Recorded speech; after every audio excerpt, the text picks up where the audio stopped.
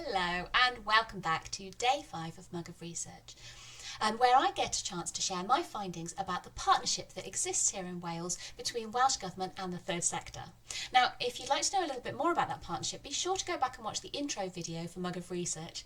And I also think it's probably worth reminding you that I spend some considerable time looking at the advantages and the positives of having such a partnership in place for the third sector on day 1 of Mwg Research.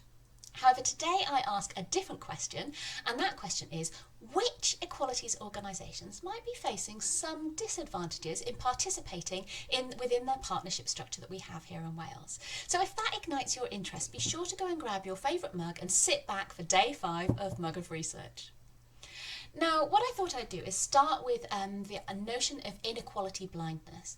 Now, that is the idea that actually you might suggest there's an equality between different equalities categories.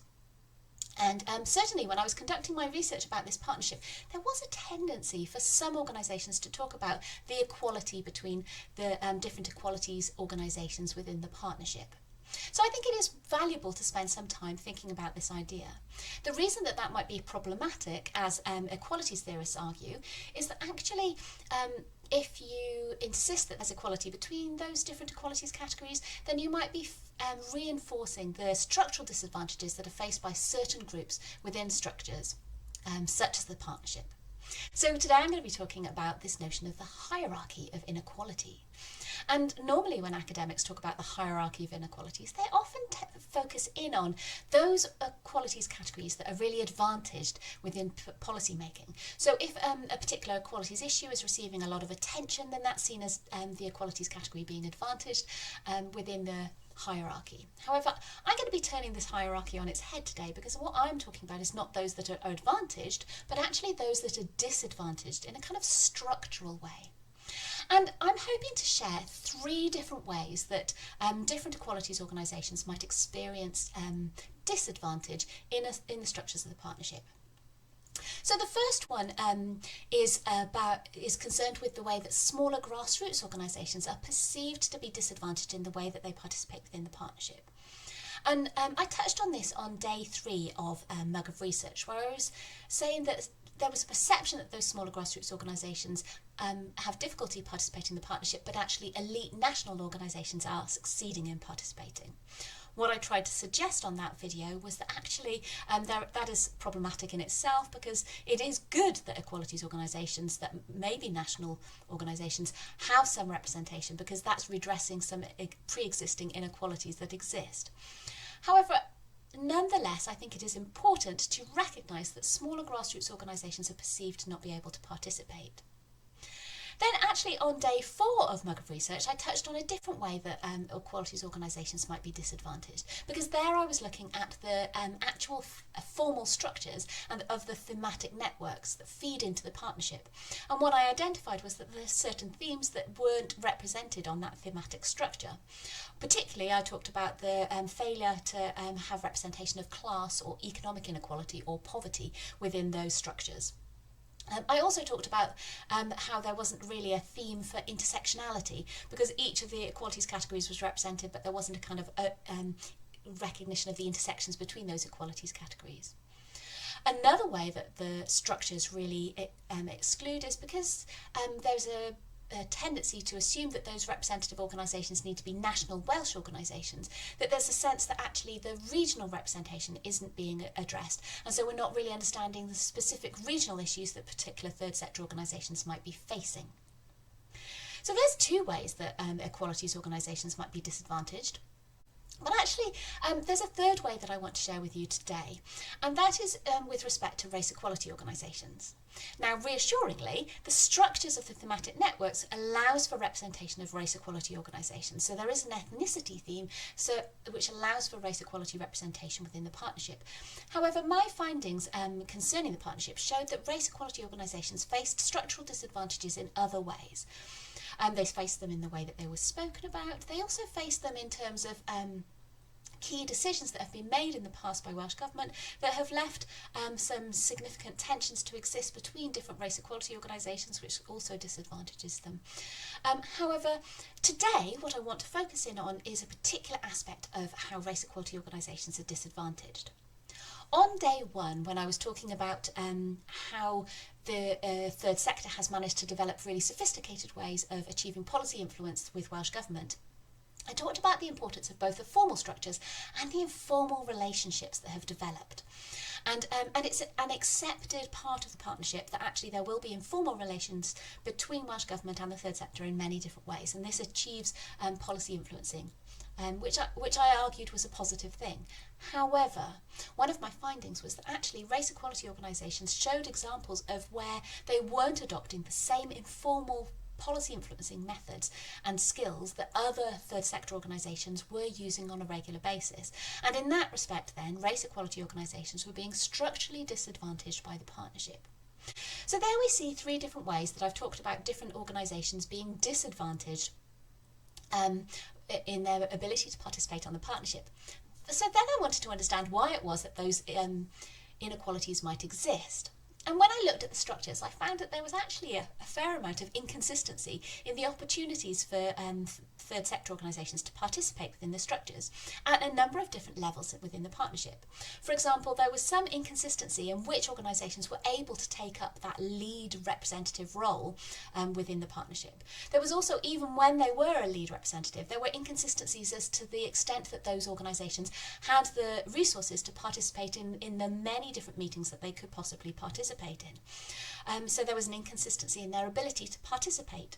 And then there were those organisations that weren't representative but did exist as network members, and there was an inconsistency in the amount of that they could participate within different elements of the partnership meetings. So those different elements of inconsistency of opportunity to participate is how such inequalities have managed to come about within the partnership, I guess. However, I think there's also something else that we need to be aware of, and that is the degree that equal opportunities is being applied within the structures of the partnership itself. Now, when we talk about equal opportunities, we automatically understand that as a kind of individualised, applying to the individual. So many of us will understand equal opportunities with respect, for example, to recruitment and how an individual can succeed in having equal opportunities to secure employment. However, equal opportunities could be applied to the structures of the partnership itself. And in doing that, that would enable us to really iron out some of these inequalities between these different equalities organisations. Now, one of the arguments that I make in my PhD thesis is that actually this is representative of a kind of wider failing that's taking place, and that is in recognising the needs of third sector organisations. So, of course, the partnership itself was set up with the explicit aim of enabling the third sector to bring the concerns of the third sector to Welsh Government.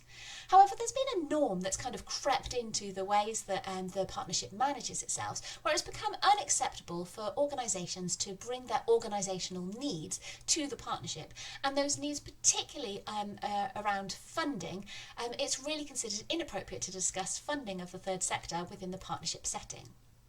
Now, we can all see how such a norm came about, because of course Welsh Government doesn't have a bottomless pit of funding, and if the partnership became solely focused on what the funding needs of the organisations of the third sector are, then actually it would become frustrating for Welsh Government because they can't fund everything. However, one of the points that I want to make here is that actually it might be problematic to rule out the opportunity to discuss the organisational needs, and particularly the funding organisational needs of the third sector. And I would argue that actually it's particularly problematic for equalities organisations, which are perceived to be more vulnerable in terms of funding sustainability than other third sector organisations.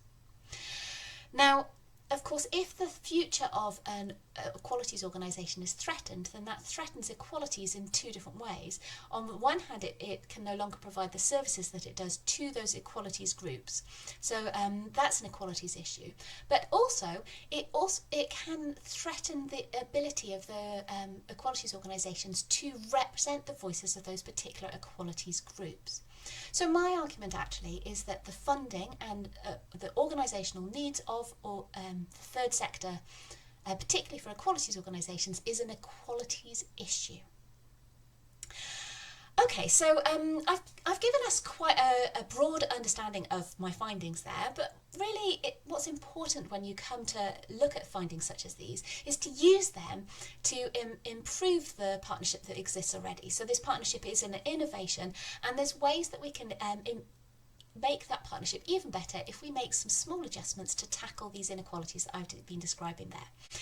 I've got my policy recommendations up here on the wall, and I've got just 4 of those. The first one is that actually what we need to do is recognise the difference between being a network lead and being the only representative who's comes to the partnership meetings.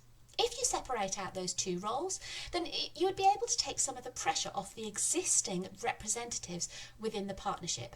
And then what you also do is you open up new opportunities for new organisations to participate within the partnership meetings. So yes, it's important to recognise who the network leads are, but maybe separate out those roles. My second recommendation is directly related to this idea of excluding smaller local organisations. And in order to remedy that, it might be worth looking at the structures that exist for the third sector within Wales. Of course, we've got this fantastic partnership, the TSPC, the Third Sector Partnership Council, which has that thematic structure feeding into the partnership. But there is a second structure that exists within Wales, and it's called the TSSW, the Third Sector Support Wales, which actually is a regional structure. It's organised regionally and brings in the different regional infrastructure organisations so that they all have representation. So I think it might be important to actually recognise that the third sector government partnership can be informed by both the TSPC and the TSSW. And in doing that, you'd allow for a greater voice of that kind of regional voices and those smaller local third sector organisations. Okay, my third recommendation is particularly around race equality organisations, because I think it's important that those structural disadvantages that race equality organisations are facing in the partnership need to be addressed. Brilliantly, since I conducted this research and collected this data, significant steps have been taken towards promoting race equality by Welsh Government. And that's a fantastic step forward, and that must be continued. Particularly, one of the things that could be achieved is to encourage race equality organisations to adopt some of those more informal methods of policy influencing that are being used by all the other third sector organisations that are involved in the partnership. In fact, on that note, WCVA could consider providing training for the third sector generally in how policy influencing can be achieved, so that it can draw the lessons from those that are succeeding in achieving policy influence and make sure that that's made available to all the other organisations that are out there. Now, my final recommendation, which is particularly, which would really help this partnership take a leap forward, is to draw on the expertise that exists within the partnership. Because, of course, we have this fantastic representation of equalities organisations within that partnership. So lean on their expertise to really scrutinise the structures of the partnership and make sure that equality of opportunity is being applied to which organisations get to participate within that partnership. And that would be a leap forward for the partnership itself, and a real opportunity for Wales to take equality strategies forward in a different way. Okay, well, on that note, I want to thank you for paying attention to day 5 of Mwg of Research, and I look forward to welcoming you to day 6 tomorrow. Thank you. Bye-bye.